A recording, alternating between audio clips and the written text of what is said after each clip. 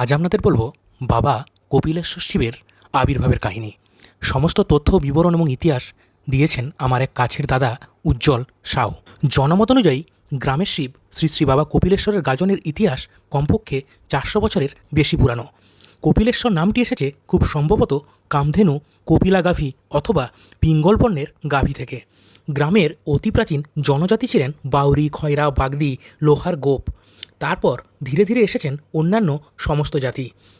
জনশ্রুতি অনুযায়ী কাহিনী, জনৈক এক গোয়ালার পিঙ্গলবর্ণা একটি গাভী খুব দেরি করে গোয়ালে ফিরত। গাভীর মালিক খোঁজ করে দেখেন গাভীটি একটি ঝোড়ে দাঁড়িয়ে আছে এবং গাভীর পালান বার থেকে দুধ নিঃসৃত হয়ে উঁচু মাটির ডিবির উপর চুঁইয়ে পড়ছে। কৌতূহলবশত জনৈক গোয়ালা দুধে সিক্ত মাটিতে কোদাল চালান এবং একটি শিবলিঙ্গ বেরিয়ে আসে। শিবলিঙ্গের উপর কোদালের আঘাত লাগে। ওই দিন রাত্রে জনৈক মানুষটি স্বপ্নাদেশ পান শিবলিঙ্গটি সৎ ব্রাহ্মণ দ্বারা গ্রামের সমস্ত জনজাতির সহযোগিতায় মন্দির গড়ে প্রতিষ্ঠা করতে হবে। সেই সময় থেকেই চুয়ামুসিনা গ্রামে শিবের মন্দির এবং সংলগ্ন নাট মন্দির প্রতিষ্ঠিত হয়। পরে মনুই ঘর অর্থাৎ ভোগশালা, ভাঁড়ার ঘর গড়ে উঠেছে।